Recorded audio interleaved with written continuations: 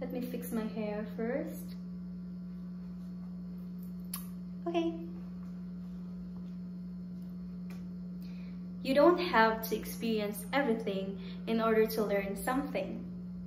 Good day, ladies and gentlemen. I am Jeva, and in this video, I will be discussing to you the social cognitive theory by Albert Bandura. So the phrase I said, you don't have to experience everything in order to learn something, is something I have learned when I was younger. So let's first talk about me, the trivia, so that I will be giving you some hints about what this theory is all about. When I was younger, my parents always told me and, lectured me about something and lessons in life. And that molds me to observe anyone or someone who is doing what I want and what are the consequences or the awards that they will get by choosing that decision. So sa Bisaya, inaanan ko nga sige kog train sa akong parents nga sige ingon, tan-awa siya mo iyang gibuhat, mo na nahitabo. Tan-awa siya mo iyang gihimo, na-awardan siya, so ingan ay mong buhaton. So growing up, nagsige na ko observe sa ubang tao. That is why I think that makes a person chose their wise decision. Kay kung magsalig ra ka sa imong experience, then according to Bandura, he said that will cost you a lot of mistakes or wrong decision. So this theory is what we call social cognitive theory by Albert Bandura.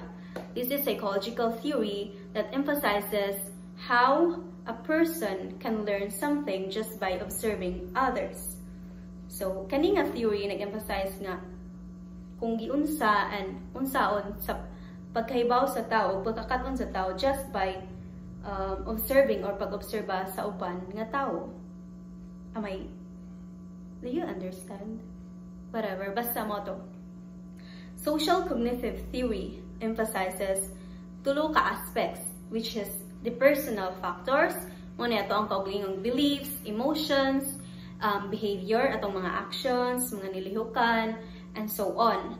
And ang katulo is the environmental factors. Muna gitawag og external factors.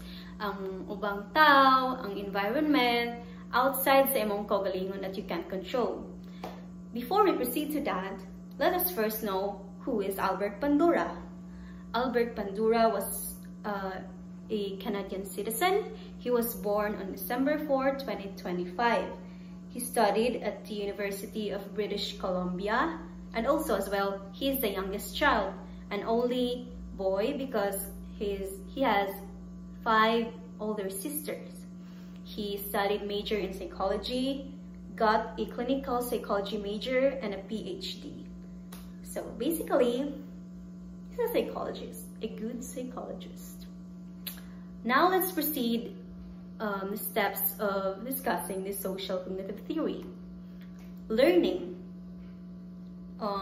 Learning is how we acquire information, skills, and the knowledge that a person can have. So, sabotable naman or understandable naman what is learning, right? It is how we know and how we practice to learn something. Ang learning can be mas studyhan nimo, experience, and sa social cognitive theory, ang atong gi-highlight is how we learn through observation, and that is what we call observational learning.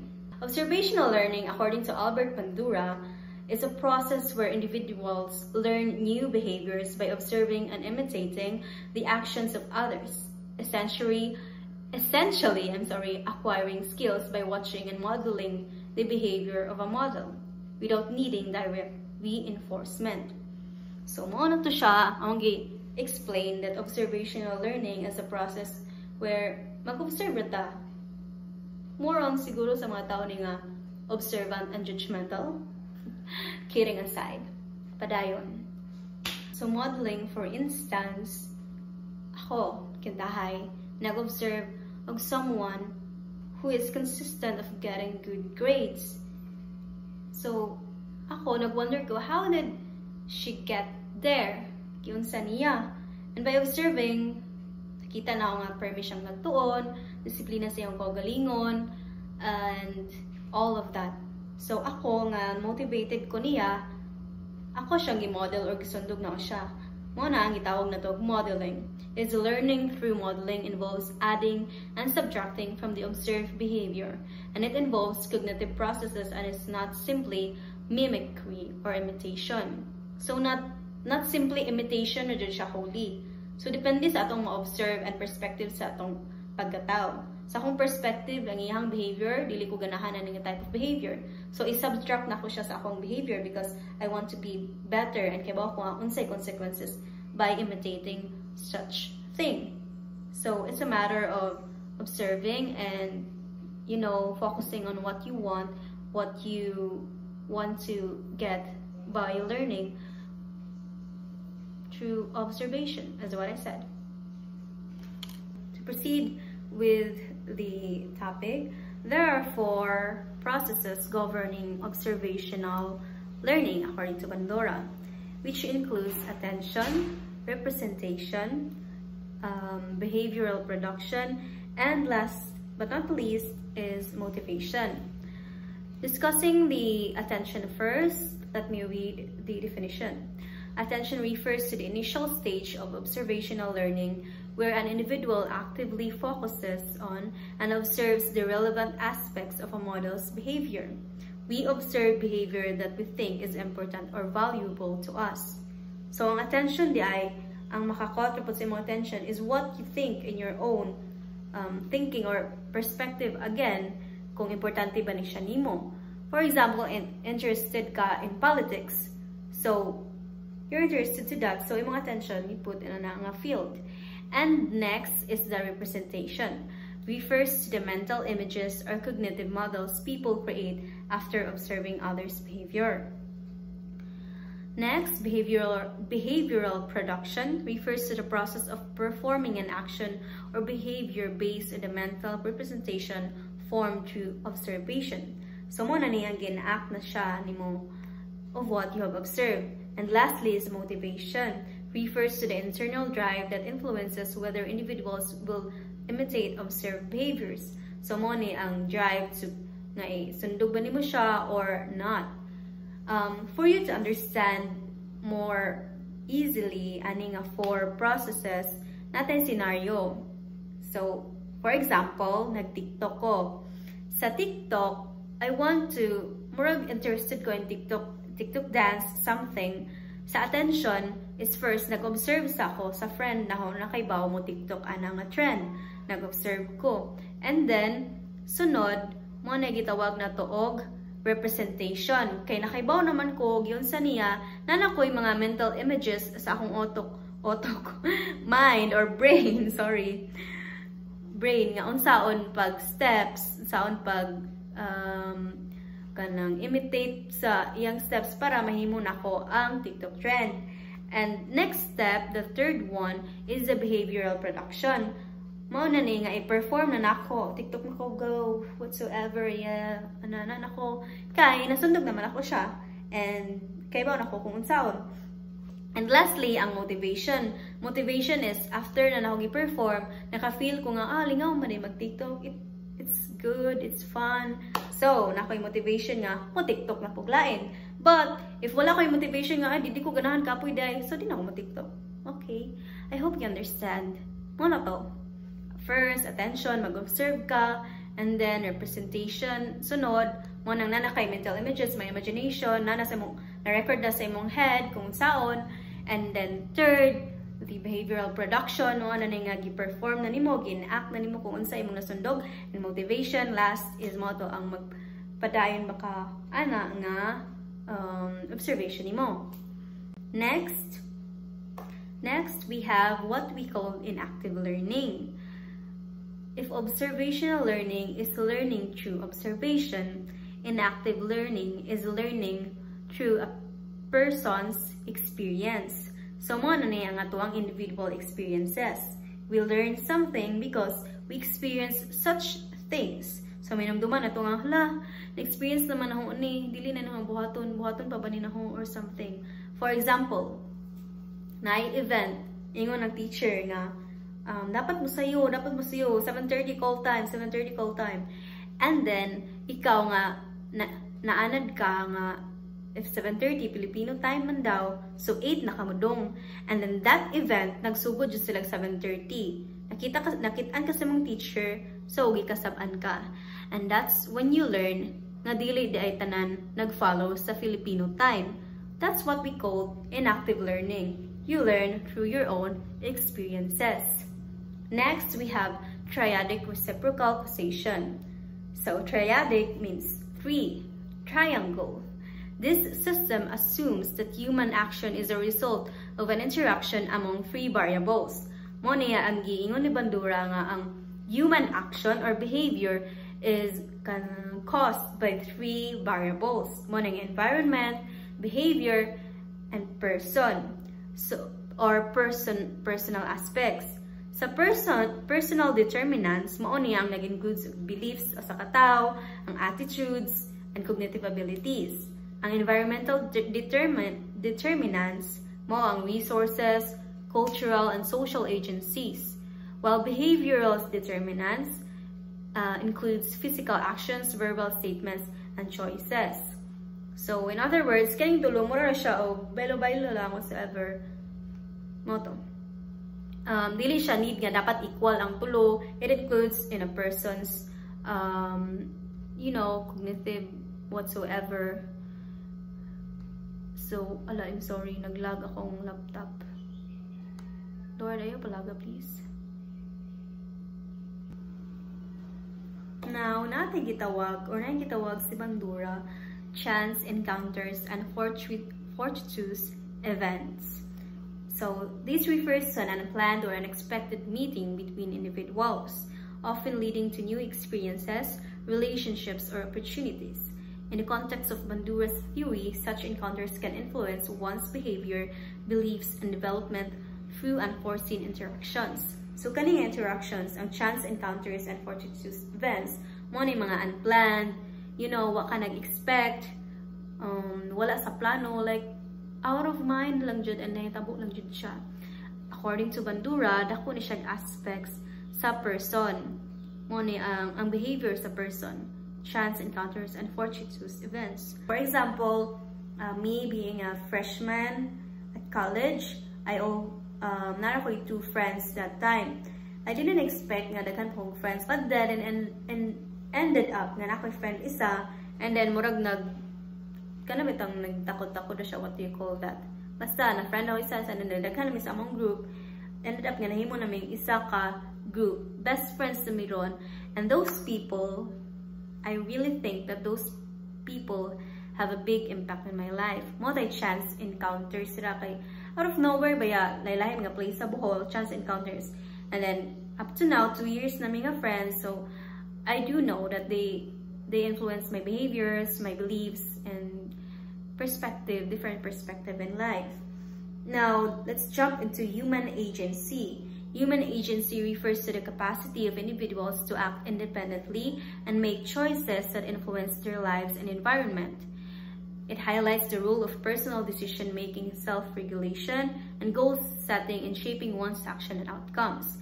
Human agency is not a thing, but an active process of exploring, manipulating, and influencing the environment in order to attain desired outcomes. So, human agency is mura siya in Visaya, murag agency, management, but sa ato ang kaugalingon ra sa atong individual. Okay, according to Bandura, individuals to act independently and make choices that influence their lives and environment. So mo na nga ang ato ang kapasidad nga mo act, mo pili of decision, to live our lives, unsaon na to pagpili sa mga tao nga atong includes sa ato ang personal ug asa ang kinsa ra acquaintance, kinsa ang true friends, human agency. So kung nindot kag foundation sa himong human agency, mo nang makalive ka independently and chose your decision wisely. Now, naay 4 core features of human agency. It includes intentionality, the forethought, the self-reactiveness, and self-reflectiveness. First, intentionality is the intention of one person to do something. Next is the forethought, the thought of doing one thing. They envision and imagine those things and scenario that will happen. Self-reactiveness is adjusting to the reality of one's decision when it happens, and self-reflectiveness is reflecting one thing or such decision if they did a positive or negative outcome of whatever they decided to do.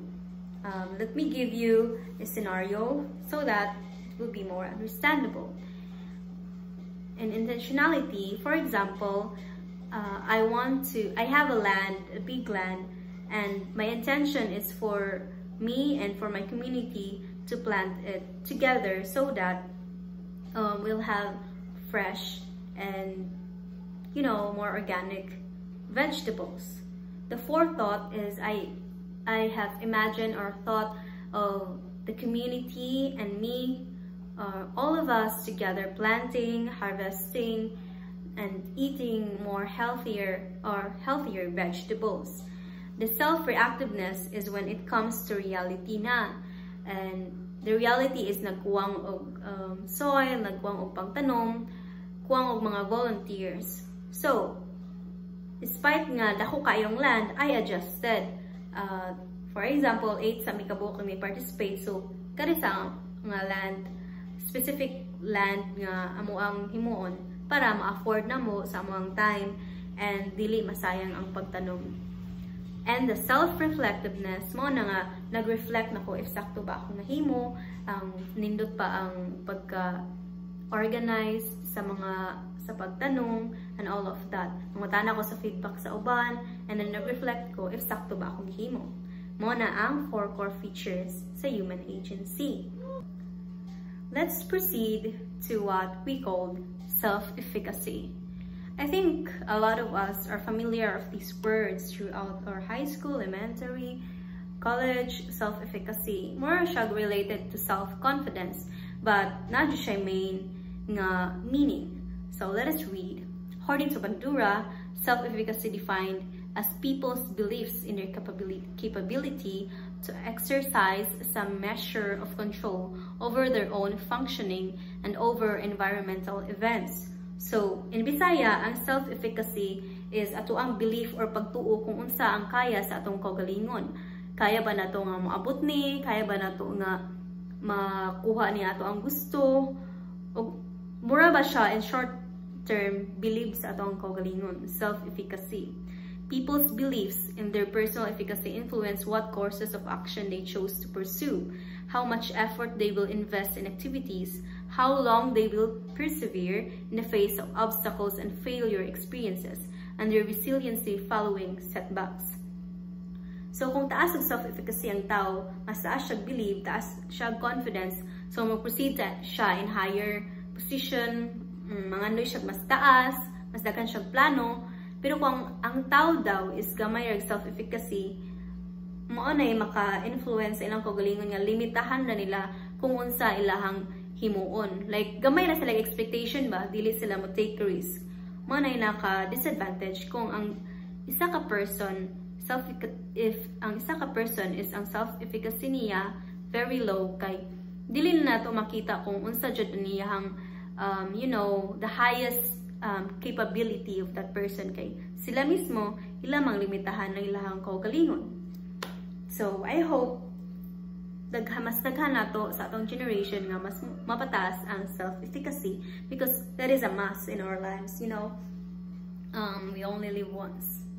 Self-efficacy is a must. Sure. Now, what contributes to self-efficacy? So, Bandura said that there are 4 contributions to self-efficacy.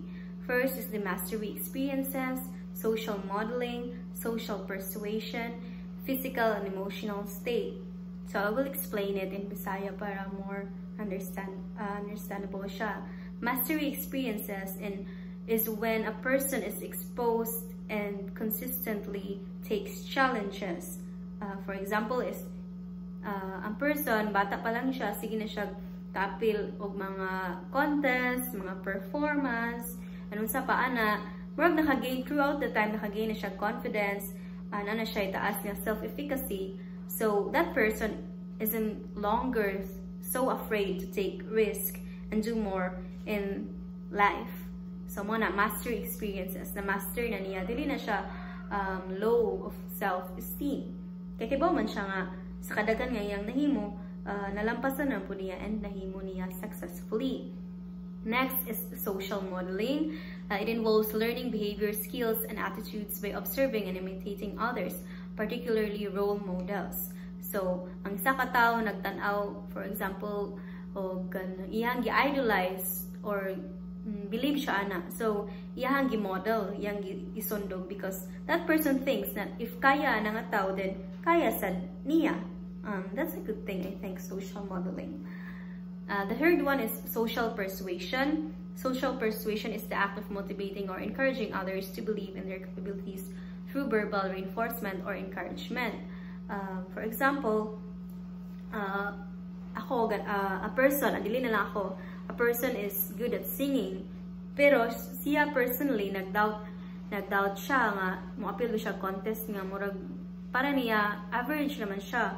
But yung mga friends, mga people that are surrounding her, gi-encourage siya, gi-persuade nga, kaya na ginani mo, reinforce ba, positive reinforcement, kaya ni mo na, gi-encourage sila. So, muna murag, dako siya tabang para ma-high ang self-efficacy, na siya courage to take risk and to do more. So, muna dako siya contribution sa iyang pagkatao and to and the life of the person.